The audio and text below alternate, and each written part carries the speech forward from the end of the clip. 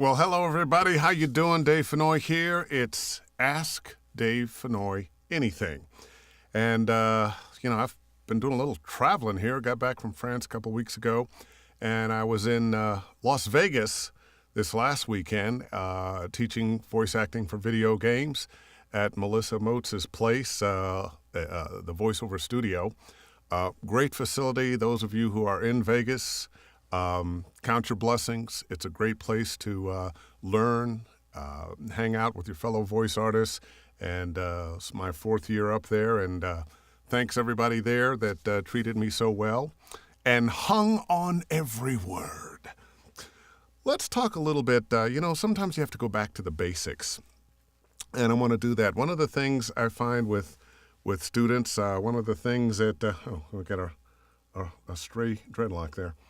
One of the things that we all want to do is get over that whole reedy thing, where your reads are reedy. It's kind of like when you go to write a letter and suddenly you're using language and syntax that you've never used before because you're writing and you're not used to it. Of course, we're all texting now, but, with voiceover, you want to find your voice and you want to get rid of that reedy read. I run into students all the time, and they've spent so much time trying to sound like somebody that they admire, and it's not wrong to necessarily do some imitation of some people you admire, but you got to do it like a musician, learn their licks, and then make them your own. But they spend so much time doing that they've lost their voice. They're not sure who they are. And as a voice actor, you gotta know that. You would think that would be where we begin, but I actually have a feeling usually that's not where we begin. We begin being something else. We begin putting on a voice and doing this thing. Well, I'm going to give you a couple ways to find your voice. One thing, we usually don't know what we really sound like when we're just talking to people. So pull out your phone when you've got company over, friends, family, just doing the normal things that you do. Even if you work in an office while you're trying to get your program together,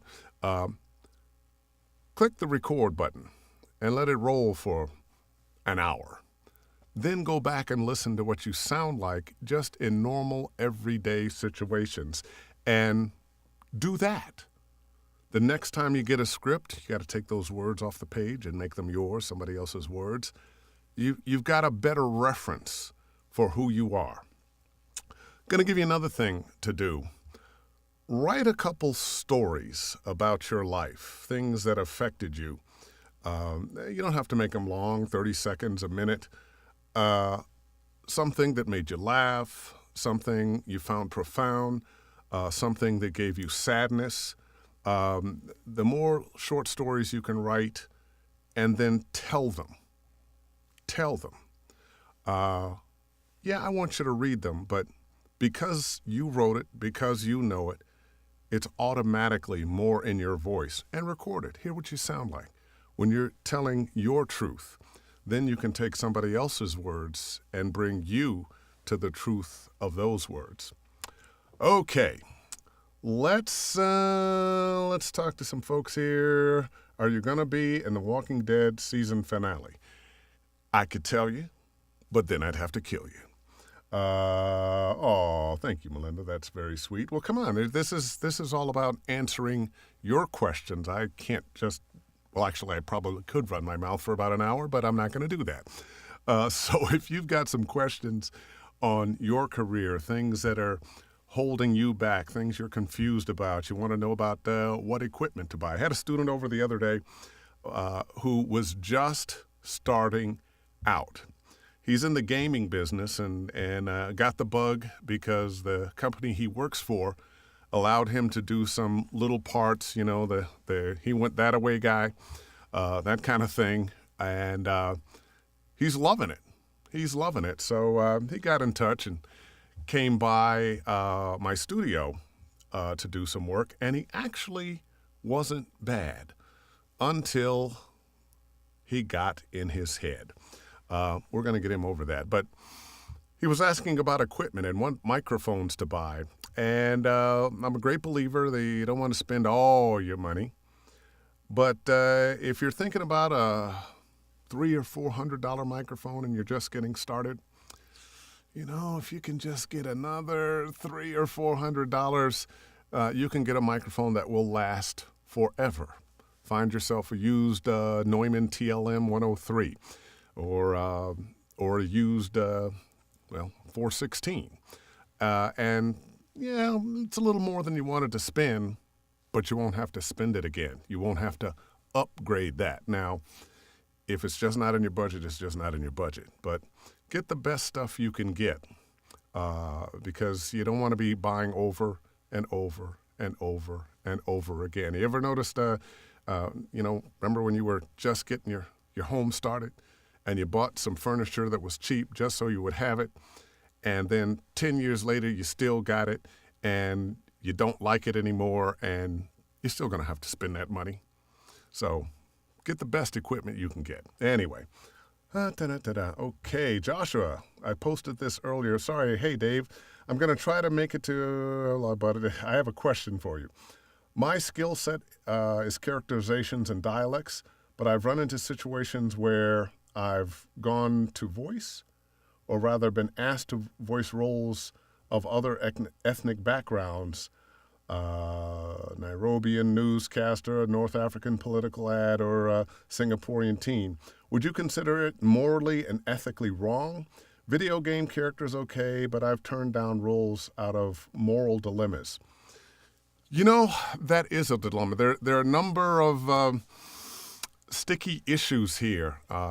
One, if I were hiring and the character's black, I would want to hire a black character. If the character's Latino, I would want to hire a Latino character. If the character's Asian, I'd want to hire an Asian character for a couple of reasons. First and foremost, let's spread the work around. Let's make sure that we are bringing in a diverse group of people to do the work because that's what our society is.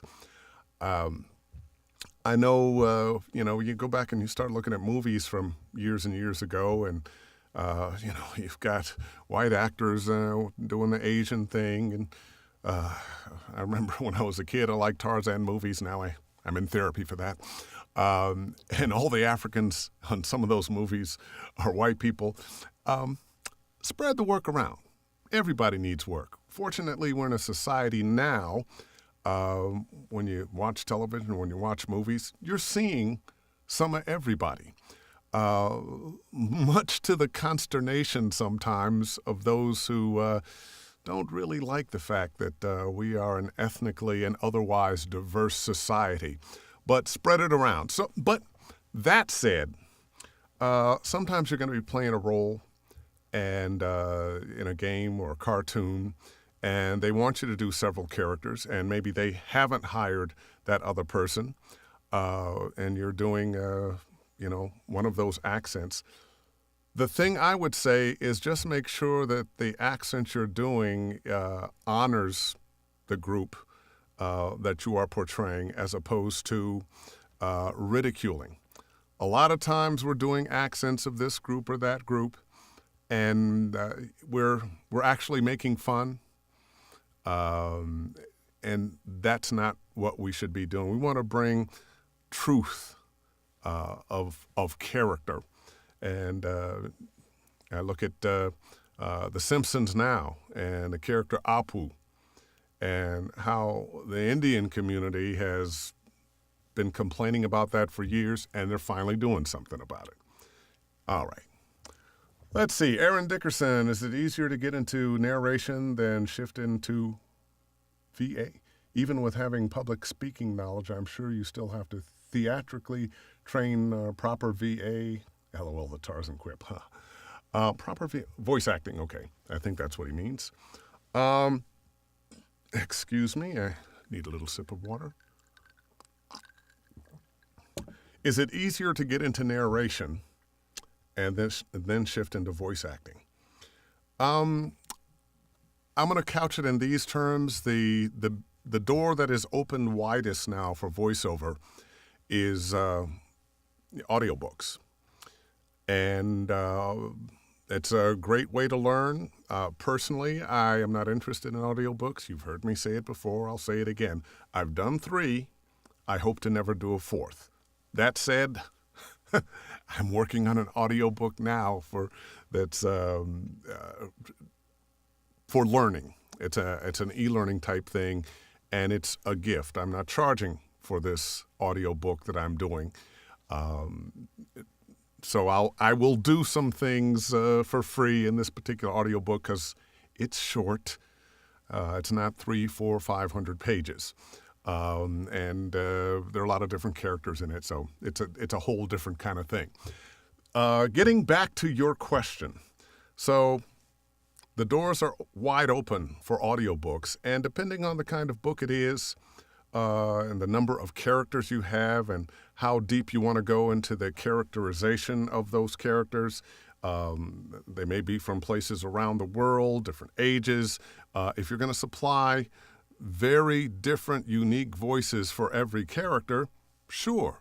That is helping you learn how to do character work and would help you move into some other things. You might even be in a position where when you made your demo, you could pull things from some of your books to do. But public speaking, I'm not sure that will help you with voiceover work. They're kind of different animals. I think most people, when they're doing public speaking, the thing that they have to get over is their fear of public speaking. So I'm sure there's some benefit, but minimal. All right. Jay DeLay, what's going on, man? Just shouting out love to you and Mo. Excellent. Beautifully put. Thank you. Alexi Ryan. Hey, Dave. Thanks for the lessons of being real and not being. Oh boy, where does that get anyway? Where was it? And not just being the voice. How would approach the idea when doing characters? I'm about to head into the class for a few with Brian Summer for characters in Sausalito. Brian Summer, voice actor up in the Bay Area, has done a lot of work on Telltale Games up there and some other games, and he's going to be a good teacher for you. You want to approach character work, especially video games, with a realness. When I talk about video games as opposed to animation, animation tends to lean towards the funny. Video game tends to lean towards the drama. Does that mean that there's not drama in cartoons? No. Does it mean there's not comedy in video games? No. But we're talking about which way they go. What I find is people try to come up with voices, both in animation and video games, and then add a read to the voice. And sometimes that can work. If you can get pretty good at that and do a fair amount of work. But you will go a longer way. You'll be hired more often if instead of playing the words with a voice, whatever voice you create has to be a complete character, a character with a history, a character that has buttons that can be pushed, a character that has loves and hates and fears and joys, that we know how educated that character is, where that character comes from. As many of those questions as you can answer for yourself about that character, the more real it becomes. And what you want to play, and I'm giving away gold here, what you want to play is not so much the words. You want to play this character's thoughts and feelings and attitude. If you get the thoughts, feelings, and attitude, don't worry about how you're going to say the words. Be in the feeling, in the thought, in the attitude of the character you're playing, and the words will take care of themselves. I promise. All right, Grant Barrington. Hey, Dave, I've been doing VOs professionally for some time, state and national radio and TV, some promo experience, but just auditioned for a promo position with a major television network. Congratulations.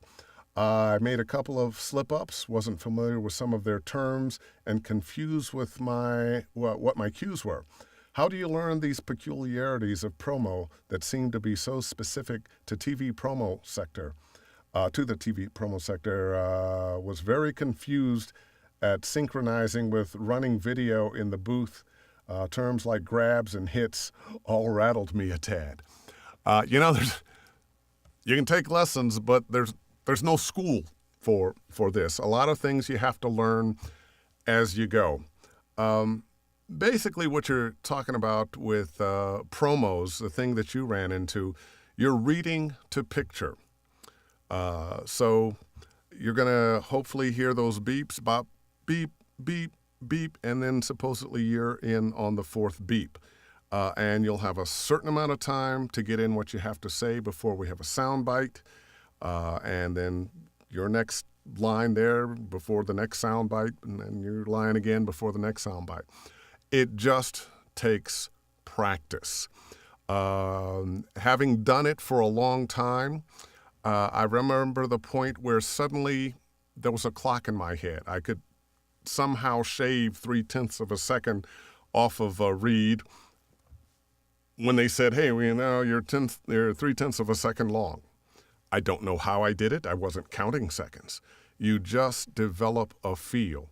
The more you do, the more you learn. If they know this was your first time, and I wouldn't necessarily be the guy that want to say, hey, by the way, this is my first time doing this. If they know it's your first time, maybe they'll be a little bit understanding and help you out. But you learned something, didn't you, in that session? And hopefully, if you did a good enough job, and because they can slide stuff now, just because you were a little long here, a little short there, missed something. Very often, the way recordings are done, they can slide what you did into the right place and go from there. I have a feeling you're going to be okay. Just located to LA a few months ago, but seem to know a few of the same people regardless. I'd love to buy you a beer. Oh, not a question. Well, it's a question. You can take me out for a beer. Hey, okay. Not really a beer guy. Wine. I'll have wine. Coffee's real good. Maybe even a little whiskey. All right, Joshua, we can do that. Mark Marino, do you have your students do voiceover by saying the words from books? Do you have it by saying the words from books? No. I have my students do voiceover by doing the kinds of scripts on whatever genre we're working on. If we're doing narration, we're going to be doing narration scripts. If we're doing TV promos, it's TV promos. Trailers, it's trailers. Cartoons, it's cartoon. Video games, it's video game scripts. However, that said, I have started working with students with monologues now, just for the acting chops, just to do something a little different. And we'll work monologues from plays and even movies. And on demos that I'm doing sometimes now, we'll put some monologues in there, or a bit of a monologue, so that the actor gets a chance to really show off their acting chops. And the caveat being, you can't pick a monologue that's too well known. You want to pick a good one, but you don't want to pick, I have a particular set of skills. Not going to work. You can't handle the truth. Not going to work. Let's see. Hi, Dave. Just been getting into VO. Would love to get into video games at some point. Should I wait to go into video games or just go for it? I can't tell you from that. If you do very good character work, if you're that person who has an acting background, or even if you don't have an acting background, I will reference Jennifer Lawrence, who never took an acting lesson in her life. She just has an empathy with characters. If you have that kind of ability, that kind of skill, why not? Why not? Most people, the path is commercials first, then other things. Nowadays, you have a lot of people that are doing audiobooks first and hopefully moving into other things. And we're in a world now where there's kind of two career paths. Sometimes they overlap. You've got people who are in New York, L.A., Chicago, some of the major markets who are doing what I call the high-profile work. That only means it's on radio, on television. And, of course, that's video games, cartoons, commercials, national-style narrations, TV promos, trailers, that kind of thing. And you have people that are having careers that are starting in audiobooks, corporate narration, e-learning. And guess what? Those people can make just as much money as the people doing the so-called high-profile work. So that's going to be up to you. Fortunately, because so many people are knocking on the voiceover doors now, there's more work than ever before. A lot of it you're never going to see or hear on television, in a movie theater, on the radio, but it still pays.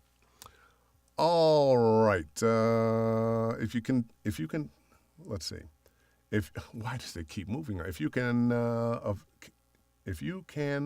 any anime shows you want to make voice act appearance, what would it be, Dave? I have done some anime. I am not a huge aficionado of anime. I like doing the work. It's interesting work. It has a unique challenge to it because it's been translated from Japanese, and because you have to match lip flap, sometimes the syntax is a little bit odd, and you have to match the energy of the Japanese actor who did it before you. So not only is it acting, but it's very technical in what you have to do. That said, I don't know what parts I'd want to play, but I'm happy to do anime. I've done some, happy to do some more. You don't have to actually scream as an example, but what vocal and mic technique do you do when you have to scream? You turn down the input gain and you step back from your microphone. That's what I do in my booth. Now, if I am in another booth, if I'm working in a studio, I might not step back quite as much. Sometimes I do. Basically the same thing. You step back. In somebody else's studio, you've got an engineer working with the gain. Now, there's some tricks you can do with your microphone. You want to sound like you're walking into a room. You start it from a distance. You can, "Hey, Charlie, how you doing, man? I just thought I'd come in here and say hello." And you can use a microphone like that, where it's actually picking you up, but it gives the feeling of coming in from a distance. If you want to get that effect of that breath, that mouth, that sexiness, you can move up closer on the microphone. I actually find most people get too close to the mic. I used to get too close to the mic. You had this sense of, I've got to get up there where it can hear me. The microphone can hear you. A good mic is going to hear you. That's 6 to 8 inches. You could even be, an inch or two further back. Depending on what the input gain is, you might want to be a little bit closer and what kind of work you're doing. But if you're working in a big voice, you probably want to, get back just a little bit. And, of course, for screams, as you were asking about, and hollers, move back more. "Hey, how's that?" Blow anybody's ears out? Let's see. What has been your favorite gig? Wow, that's a terrible question. I have enjoyed a lot of things. If you're talking about favorite all-time client, I don't know. I enjoy everything I do. I'm just as excited now with every booking as I was for my first booking. Probably my favorite genre right at the moment is video games, just because of the freedom you've got in character development. But hey, I love doing TV promos. I love doing commercials. I love narration. So I don't know, man. You asked me a question I can't answer. Oh, well, here's one I want to answer. Dan, how do you keep looking so good? Why, thank you, Dan. Once again, I drink the blood of virgins. Janet Peters, I'm not in Los Angeles. I'm in Chicago. I seem to be getting many jobs for documentaries and senior reads. I am not excited about corporate reads. Can I still get plenty of work besides corporate? Whoops. Oh, where did it go? It disappeared. Oh, here we go. Would an agent help, or do I just need to market myself every single day? Janet, there are people who are marketing themselves every single day and doing very well. Most of them are doing that e-learning, corporate narration, explainer videos, that kind of thing. What I call the low-profile work, pays money too. And that's where you can work using the pay-to-play sites or by your own efforts. If you're interested in doing more high-profile work, more national commercials and regional commercials and animation and video games in the double and triple A areas, an agent. And you say you're in Chicago. Well, Chicago they own commercials. That has been what Chicago does. So if you're in Chicago, there are a lot of national commercials and regional commercials that are booked there through agents. Might want to start knocking on some of those agents' doors and see if they'll open for you. Awesome, thank you. I do have a film in theater. Okay. Ryan Everly, hi Dave. I've spent the last 5 years learning the performance and business side of VO, but I don't have a lot of knowledge on the technology side. How can I learn the tools of the trade without spending hundreds of dollars on equipment and may not be right for me? This is a really good question because we live in a world now, if you're going to have a viable voiceover career, you need to have a home studio. Fortunately, the cost of equipment has gone way down. If you have a computer, you're a long ways towards having your studio together. Now, I'm in my 5x7 whisper room that new would have cost me about $9,000, $10,000, but since I bought it used and had it shipped from Chicago, it was half that. You don't even have to have a whisper room. You can treat a regular room with foam or rock wool or towels or theater blankets to keep the sound bounce down. That's the thing that you really have to worry about. If your room is quiet, then do you have hard surfaces that are going to bounce sound and make you sound like you're in a tunnel? Hello, hello, hello, hello. Microphones are better than ever and cheaper than ever. I had mentioned early on, get the best equipment you can get so you don't have to buy equipment over and over again. If you can find a used TLM 103 or Sennheiser 416, you may never have to buy another microphone. And you can find a used 103 for about $750. You can find a 416 $800 or $900 used, and sometimes they're on sale. I forget who it was that had on sale. It went on sale for like $600 about a year and a half ago. I don't know if they're ever going to do that again, but I bought another one just because. The other thing I was going to say to you about buying equipment, make sure you are joining like Facebook voiceover groups, so that you're just not out there by yourself trying to figure it out. Find out what other people are using. It's a big community. People will tell you. You can go to people's websites. Often they put what their equipment is. Now, you want to go to somebody's website that is actually working. But you don't have to reinvent the wheel. Get the equipment that other people are using, that a majority of other people are using. If you bought an Avalon 737, it's expensive, but it's industry standard. If you're using Twisted Wave, Pro Tools, a few other programs there, don't have to get this one or that one, but find them that are industry standards. That is the way to go. There's so much to learn from the people who are already doing it. So you don't have to reinvent the wheel. So just a little research. It's not as difficult to find out what you need as you might think. Okay, hey, Shelly, good to see you. Billy, what's going on, man? Joe Cipriano joined. Hey, Joe. I was with Joe and his wife, Ann, in France. We had a fabulous time. Just wonderful. And one of the things that's really crazy, all my voiceover buddies, when I see them most is when we're out of town at a convention or out teaching someplace.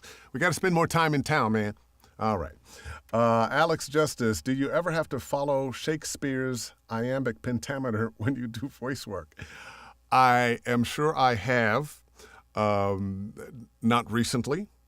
I did just do a spot that had some rhyme in it. It was not iambic pentameter, though. Okay. Oh, Joe, what did you say here? Oh, thank you. It's going to make me cry. Joshua Story, love you guys too. Joshua Story, I've got to get back in the booth myself on behalf of the community. Many thanks to you and Bob Bergen. I'll message you later to schedule that glass of wine. Take care, sir. Speaking of Bob Bergen, somebody had called, a young lady had called or gotten in touch and wanted to talk about voiceover work. And I gave her a time frame that I was going to be available today. Give me a call. And of course, when the time frame came up, I was busy doing some voiceover work, couldn't talk to her. But I called her back, and she didn't answer. And I'm, okay, well, she's busy. Well, she called me back. By that time, I was busy doing something else. But she said, it's interesting when you called. I was talking to Bob Bergen when you called. And, well, if you're going to talk to him before I do, tell him I said hello. Love Bob Bergen. Let's see. Travis A. Carey, if you don't mind a second question from me, no, ask as many as you like. Is there a way for me to approach companies and corporations that offer services in voiceover, or would that be through my agent? You know what? You can help your agent.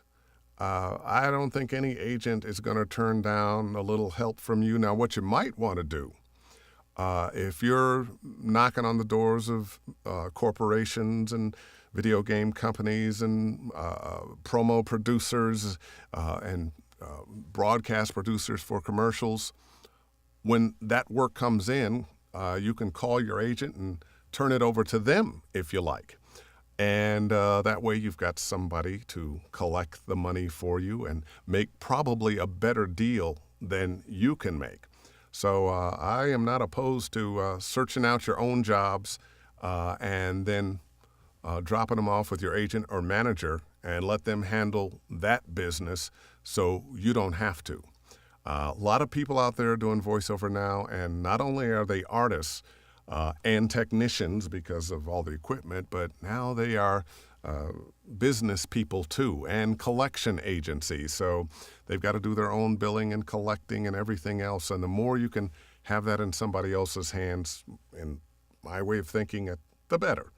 But it's a feature of the business now, especially if you're, finding your own work. All right, who did I miss? Anybody? I probably did. How much do you love spending time with Ann and Joe Cipriano in France? I loved it. We had such a great time.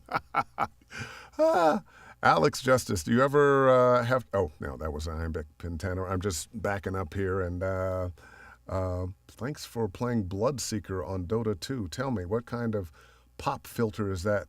It looks different. Oh, this is a Jay-Z pop filter, and it, it's got some little bumps and ridges in it, so it's supposed to do extra special things to make you sound extra special good and keep the unfortunate extra special pops from having pops or something like that. I don't remember. I played several characters on Dota 2. By the way, I saw on Vice News, the last story they did last night was on Dota 2 and competitive video game tournaments. And I went to one a few years ago. I'm 6 or 7 characters on Dota 2, and I was invited up to Valve in Seattle. They had rented out, why is somebody calling me now? They had rented out the convention center up there, and the convention center, and they're on a stage, 5 people here, 5 people there, giant screen, people in the audience watching.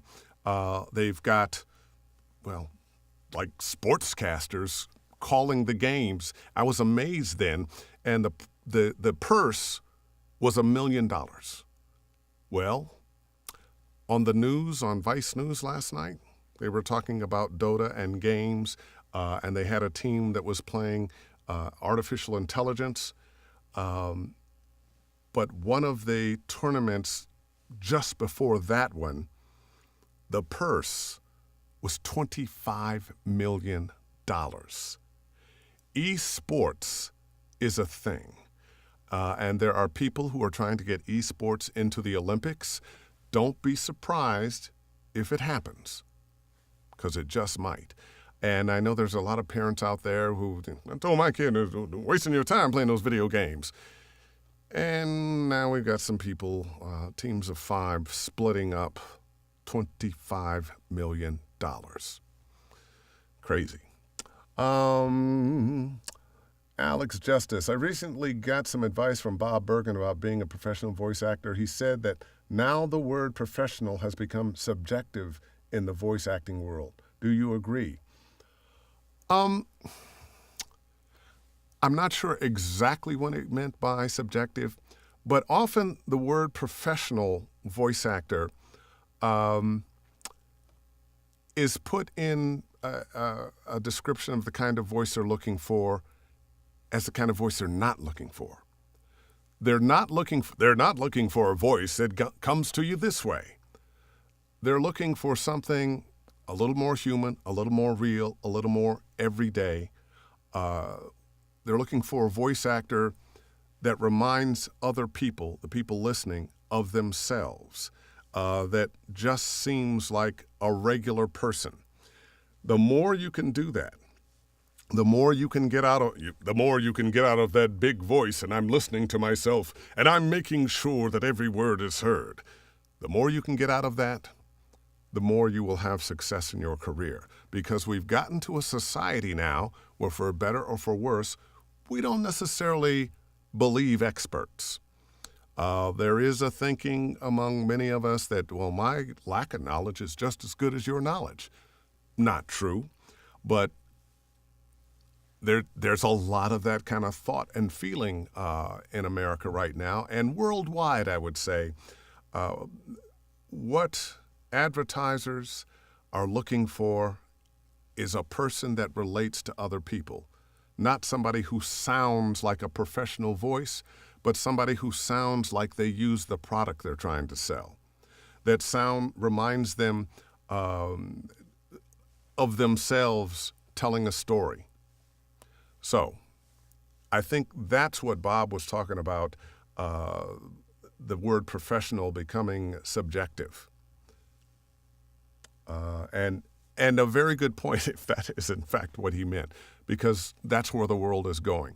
One of the biggest things I find now, and one of my biggest challenges in voiceover when I started in Los Angeles was I had to get rid of that DJ thing.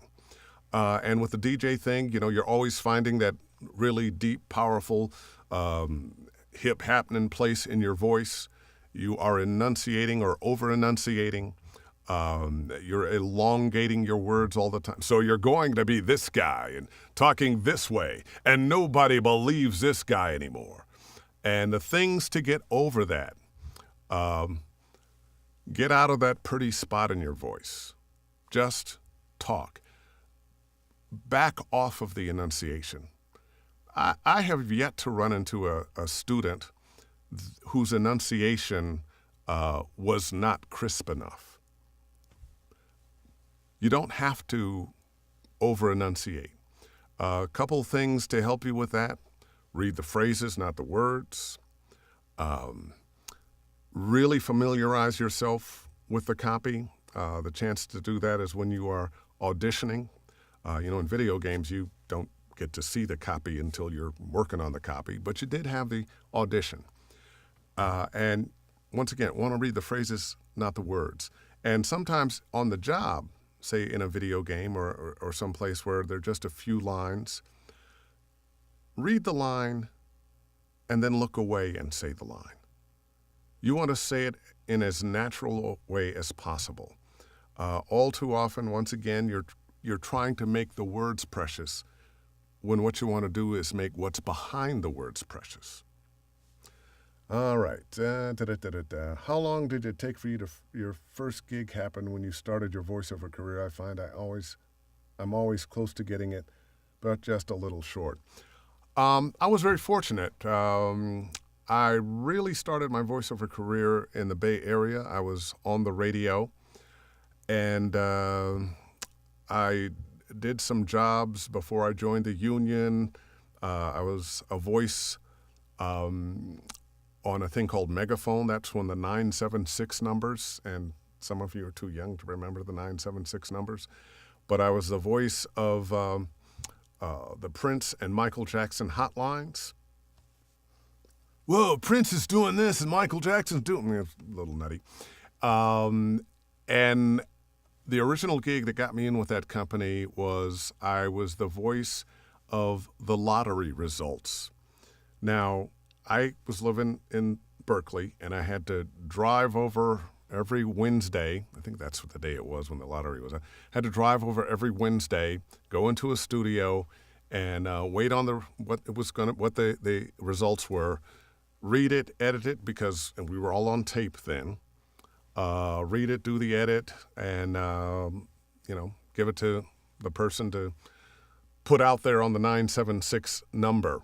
Of course, who would do that now?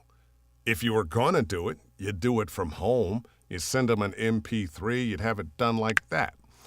But that was really kind of my first gig. And once I joined the union, my next gig, once I got an agent, I booked something within the first couple of weeks. It was the California Lottery. And then I became the voice of Marine World Africa USA's concert series every summer for several years. So that was my story. And those were things that kind of, except for the lottery thing, those were things that were a little more DJ-ish than not. When I came to Los Angeles, it was suggested that I do two things: cartoons, because I didn't do the big voice radio thing when I was doing cartoon voices, and TV promos, which was the closest thing to radio. And got in those doors and was working doing that, and somewhere along the line started doing narration, and video games showed up. As a matter of fact, I could not have conceived of having a big part of my career being video games when I came to LA, because that kind of work wasn't there. So basically, when I need to read lines, I have to go with my gut. If that's the case, awesome. Go with your gut. I'm going to give you two answers on that. There are some teachers in town. I know Nancy Wolfson will say this: ignore what they're telling you to do, what they want. Go with your instincts about what it should be. And I don't necessarily disagree with that. That would be going with your gut. What do you think this needs? What kind of voice? What kind of read? What kind of attitude should you be in? Yeah, go with your gut there. But what I was talking about at the time, not so much going with your gut, but going with the thoughts, feelings, and attitude of the character that you are. And you gotta do that in animation and video games. I mean, you just gotta. And the more that you can bring that to your commercial reads, the better. There are a lot of us that have a feeling that there is one right read for something, and there's not. The reason for that, movies, television. Our favorite actor said a line, became our favorite line in a movie. Well, that might not have even been the best take. That might have been the take that, he had the prop in the wrong hand or the right hand, so they used a different take. And that take is the one that has become classic. Go to theater. If you went every night, great actors would be saying their lines greatly, but differently every night. So don't get caught up on, I've got to say it one way. A lot of times you'll plan your read, we all do that. You got to read through the copy. Oh, yeah, okay, here, I'm going to go up here. Oh, yeah, I want to, really make that come out. And say, oh, yeah, this word. And then you start, and it immediately goes awry, or a sentence or two in, it goes awry, and you stop. I'm going to prevail upon you. Don't stop. Keep going. A lot of times what has happened is you actually fell into a real natural place, and you may have a wonderful surprise if you just keep going. All right. Your voice is transformative. Why, thank you. That's very nice.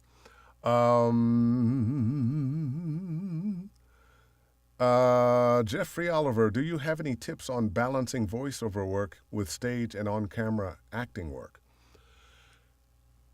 Well, if you get a really good, especially on-camera career, like being in a hit television show, a lot of times your voiceover career will take care of itself because they're looking for familiar voices that people will, it's a celebrity. Got a celebrity doing my commercials. I see that happen a lot. There has been a lot of kind of anger with some of us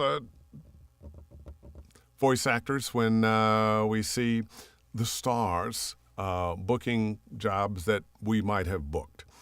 I'll mention the animated movies, but I'll also say if they didn't have the stars in the animated movie, they wouldn't be making the animated movies and wouldn't provide the opportunities for us regular voiceover people to have work in them. So I used to do, when I first came to Los Angeles for about 10 years, I would do one play every year. I've gotten too busy to do that. It's been a while. It's been about 20 years since I was doing that. I think it's a good idea. I think it's a very good idea to keep your acting chops up, to keep that fresh, I am a real character going, and it probably makes it easier for you to bring that to your performance in voiceover. So I would say if you've got the time, continue to do stage and on camera. I'd love to get into promotions, narrations, and corporations. What cities and or countries do you know that are good places to look? Everywhere. There are, if you are trying to do corporate narration, companies are everywhere. And you can live anywhere now. Certain types of work, there are a lot of jobs I couldn't do if I didn't live in Los Angeles because they want you in the studio. They want you in their studio.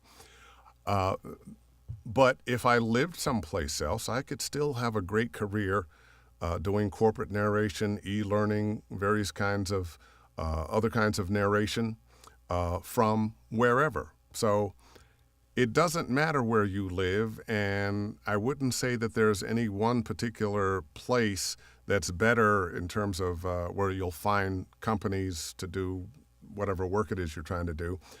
Just do Google searches for corporate NAIR and the producers of corporate NAIR and e-learning, and go from there. You'll find that your clients are all over the place. What was the biggest inspirations growing up which guided you towards your career? You know, growing up, if somebody had told me that I was going to be doing voiceover for a living, I would have went, voiceover? What's that? Um, because the first time someone mentioned it to me, I know this sounds crazy. I went, voiceover? Huh. It did not, it wasn't obvious. It was like the forest for the trees. I didn't see it. I was interested in radio, and I didn't see voiceover as a career until somebody told me, oh, yeah, all those voices you hear on television and movies and cartoons, people are getting paid for that. It was a buddy of mine. He was a disc jockey, and he was leaving, going over to, in Berkeley, he was going over to the city to do some voiceover work. And he said to me, yeah, I'm going over to the city to do some voiceover work. I make more money doing that than I do on the radio. I was really early in my radio career then, but I didn't do anything about it for a couple of years. But that sentence stuck with me. It's still there. That is what he said verbatim. So let's see. What did you ask again? What were my inspirations to do it? Well, when I was a kid and a very young man, I had no clue about it. I kind of found voiceover by accident. I had been a musician. I thought I was grow up to be a rock and roll star. Didn't happen. I went into radio to keep close to music, and you start voicing commercials, and somebody told me about voiceover. And after a couple of years, I started looking and realized, wow, you know, I was a morning jock on a station of KSOL. And I did bits and created voices, had different characters I was doing. So it immediately brought to mind cartoons.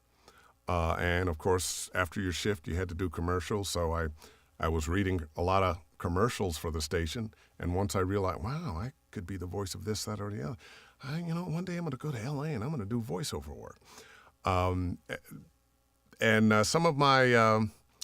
Some of the people that I loved, the people that were inspirations to me, well, James Earl Jones was one. Percy Rodriguez, a black actor that did a lot of voiceover work. Adolph Caesar, actor in New York, stage actor in New York, who did a number of movies and did a lot of voiceover work. Those were the three guys that really were my heroes that I tried to pattern myself after.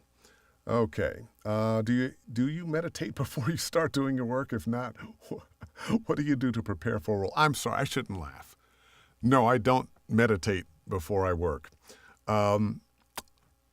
Friday night, when I was in Vegas answering questions, somebody asked me, what did I do to warm up my voice? And basically my answer is drink a cup of coffee or some water. I don't do those kinds of exercises warming up my voice. What I do is warm up my face. Just to get my face loose so the tongue, lips, mandible all work and I can say the things I need to say. All right. Maybe I should start meditating before, John. Anyway, any advice on how to bounce back from a bad audition? Well, think about it. You're going to be doing thousands of auditions in a career. You're going to do some that you nailed it. Oh, it is so good. And some that just suck. Not every part is right for everybody. Some days you're better than other days. This is kind of like being a musician or being an athlete. You watch your favorite athletes, and some days they can do no wrong, and some days, if they're a basketball player, they can't find the basket. Same with us. We are but human. You're going to be doing thousands and thousands of auditions. Shake it off. Sometimes we have a habit of living too much in the things we didn't get, in our failures and not our successes. I know that has happened to me from time to time, where you're thinking about the things that you didn't book as opposed to the things you did. And in this business, just like in sales and some other things, you are not going to book the majority of things you are auditioning for. It's just not going to happen. I don't care how good you are. For one reason or another, somebody else got the job. Doesn't mean they were better than you. Somebody heard them in a way that it made more sense for that voice than your voice. I even think sometimes they can't make up their mind, so they pick somebody they don't like as much as of either the main voices they were looking for. I tell you why I say that, because it sounds a little crazy. Back in the day when I used to buy records, when you go to the record store and you wanted to buy some records, you'd have 3 or 4 records and, oh man, I want to get this one, this one, and this one. And I can't tell you how many times I ended up not being able to make a choice between the 3 that I really liked and bought something else that I didn't like nearly as much of either of those 3 because I just couldn't pick. Strange things happen. A lot of choices are made by committee. If you're turning in good auditions, you are going to book your share. So let it roll off your back. All right.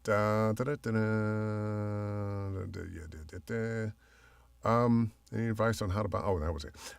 Is voiceover growing in terms of finding more opportunities for those just starting out? Well, yeah, you've got audio books, and you've got e-learning and corporate narration.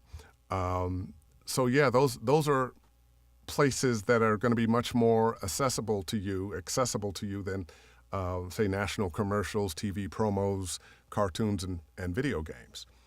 You had a workshop in Dallas a few months ago. Will there be other opportunities to workshop with you in person in the future? Absolutely. I go to Dallas once a year. I travel around. I'm probably doing 10 or 12 out-of-town teaching visits every year. So I could be coming to a community near you. Also, if you're a person who is part of a group, or maybe you're an agent that has a group of actors you're trying to get better in video games or something, or promos, get in touch. We can work something out. All right. Josh, over the course of 2 decades or so, I've done just about every type of project imaginable. Is versatility a weakness or a strength? I've seen others excel by focusing or mastering one particular genre. Would you advise that, or just taking the work that comes? Interesting question. My buddy Joe Cipriano was just on, and Joe is known for promos. Another buddy of mine, Bo Weaver, he just did the live announce on the Emmys. Did a great job. Both of them have made careers in TV promos, and it's what they're known for. They're not doing video games. They're not doing cartoon characters. Maybe a little narration here or there, but they're doing very, very, very well doing that one thing. I have a theory that whatever you hear people doing well in a particular genre, they could do some other things as well. I think you should knock on all the doors you can, do all the genres you can. Give the business an opportunity to find out what it wants you to do. You're going to point yourself in a certain direction, and you're going to discover that you thought you were going to be doing this, but the business points you over here to do that. Or in my case, you thought you were going to do that, and you are, but you're also doing that, and that, and that, and that. Every career is going to be different. You may be that person that, you start doing promos and that's it, and your promo for the rest of your life, and, $500,000, $1 million a year, it's just fine with you. Or you might be like me and a lot of other people I know who do a variety of things. Sometimes something dries up in this area, and now you've got this area over here that you're working on. So that's going to depend on you. All right. Versatility. Hey, Steve Bailey, how you doing? Well, you know what? It is 6:59, so I am going to wrap this up. Some really good questions today. Give yourselves a hand. I really appreciate that. Glad you stopped by. Yes, I do teach. I'll be traveling around from time to time, going to London later on, and I think actually the next trip is up to San Francisco. But if you're interested in lessons, private coaching, or you're in an area you'd like to put a group together and have me come and do a workshop, visit my website, davefennoy.com, and we can figure it on out. Until next week, same time, same station. This is Dave Fennoy saying, see ya. Bye now.